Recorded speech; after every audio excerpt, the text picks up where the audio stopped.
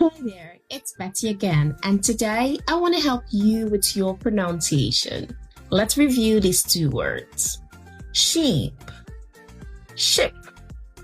These words sound different, but a lot of students they pronounce them the same way.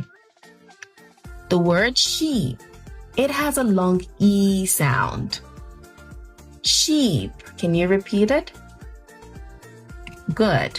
And the second word, ship, it has a short I sound. Can you say it? Ship.